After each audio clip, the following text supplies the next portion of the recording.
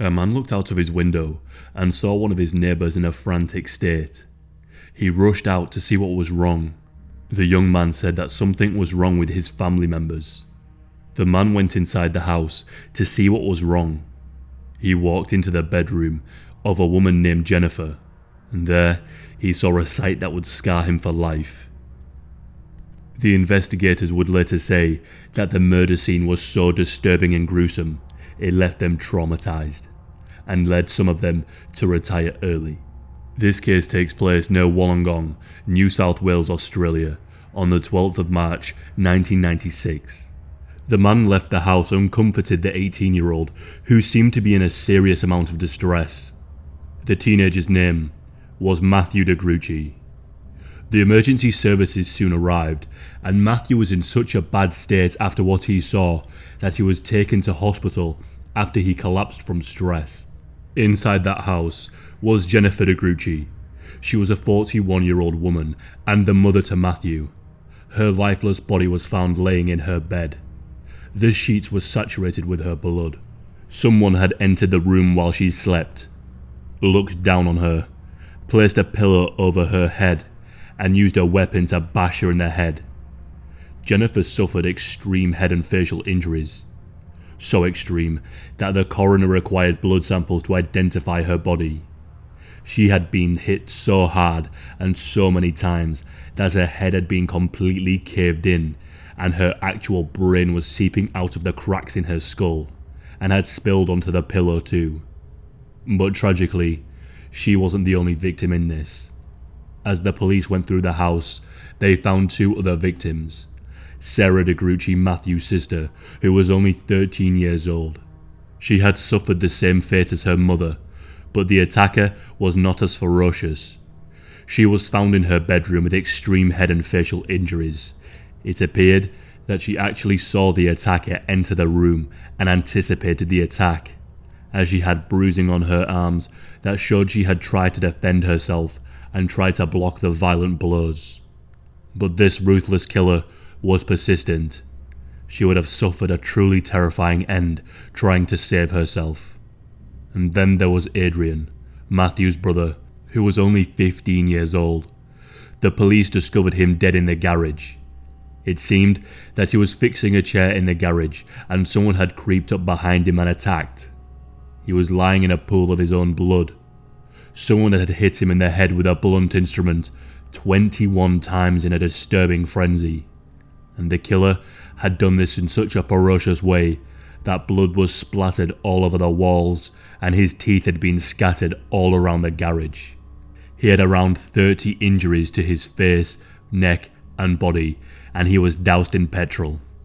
Whoever had killed these three innocent people had caved their heads in so violently that the police said they resembled plane crash victims.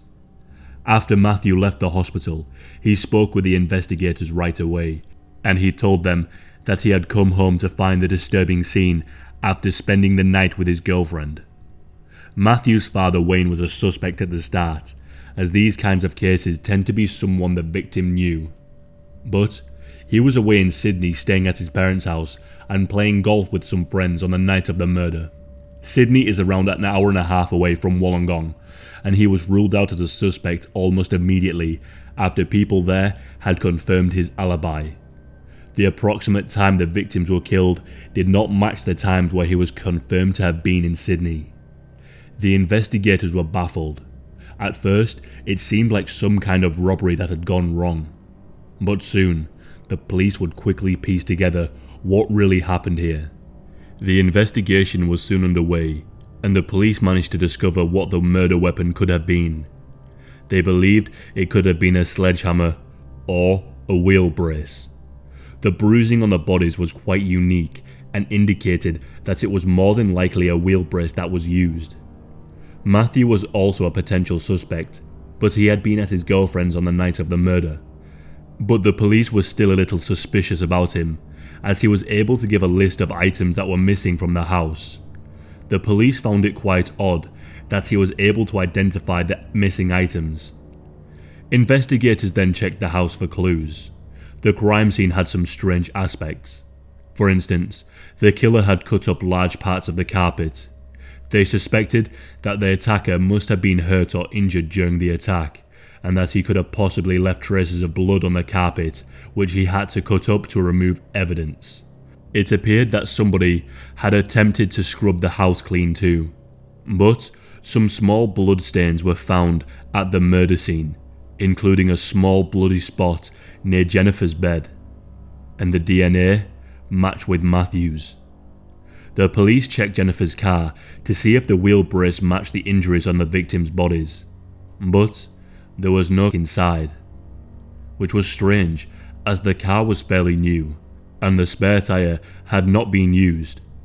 They contacted the car manufacturer and managed to get an identical one sent to them, and it seemed to match up with the injuries. Matthew was known to use the vehicle. In fact, it had been causing some problems between him and his mother, as she was unhappy with the amount of miles that he had accumulated on the car. When the police inspected the car, they also found a small carpet fibre that matched the carpet from Jennifer's room that was ripped up, and on that fibre was blood. Further DNA tests concluded that the blood was that of Matthew's. Matthew did indeed spend the night at his girlfriend's house, but the police would soon discover that he didn't arrive there until 11 PM that night.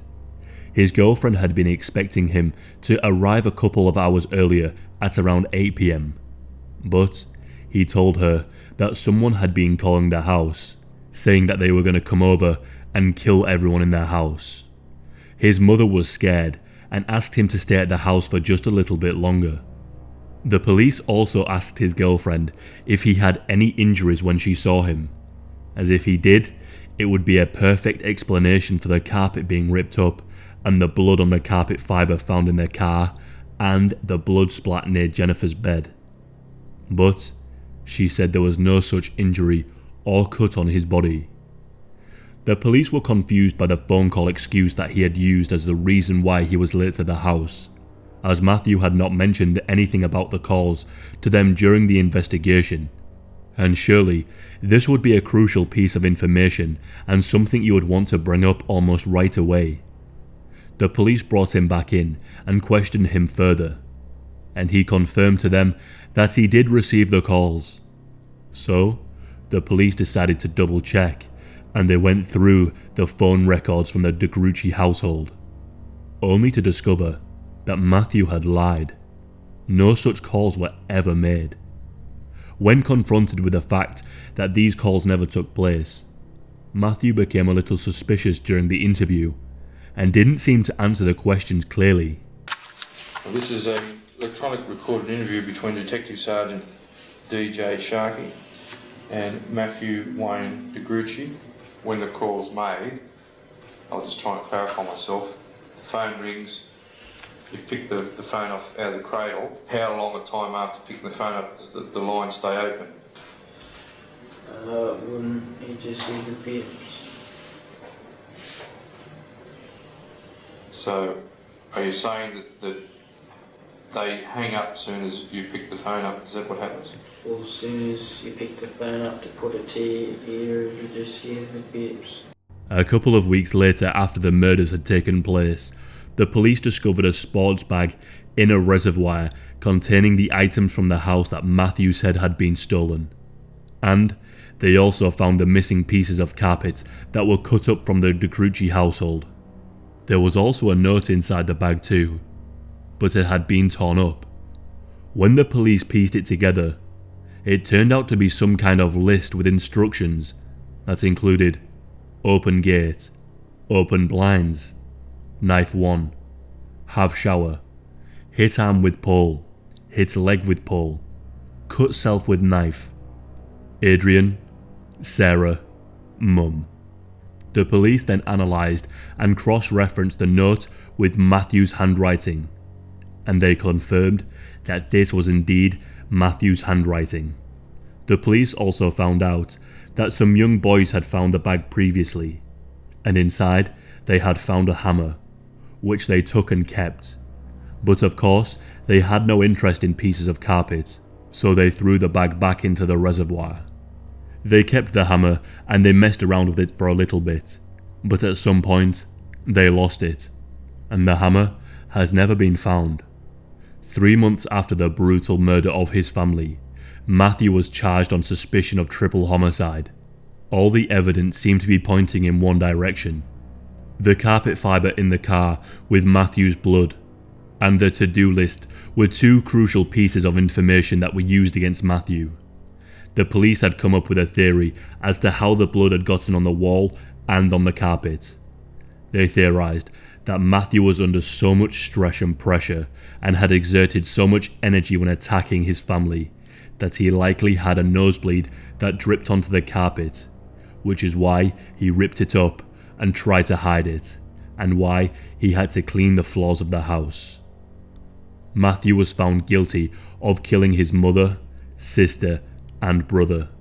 The evidence against Matthew was overwhelming. He was sentenced to 21 to 28 years in prison. And now, the man who killed his own siblings and smashed his own mother's skull to pieces to the point where she was no longer recognisable and had brain matter spilling out of her head, is now free. He was released in 2019. The now 43-year-old man was deemed fit for release by the New South Wales Parole Board. He was 41 years old when he was released, the same age as his mother when he took her life. His extended family have repeatedly argued that he should never be released.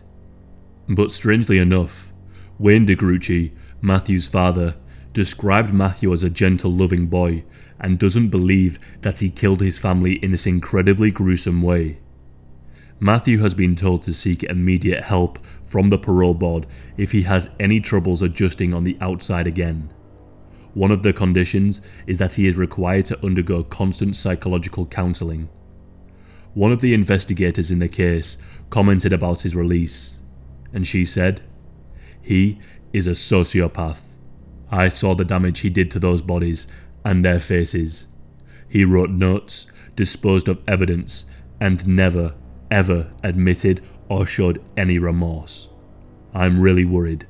I don't think he should be let out at all. I think he's a very dangerous person." Another investigator said, "He was small in stature, quiet, but he had this vibe about him, some sort of silent evil. If he gets out, I hope someone is watching him very, very closely." The investigators believed the murders were because of arguments with his mother about taking the car to his girlfriend's house.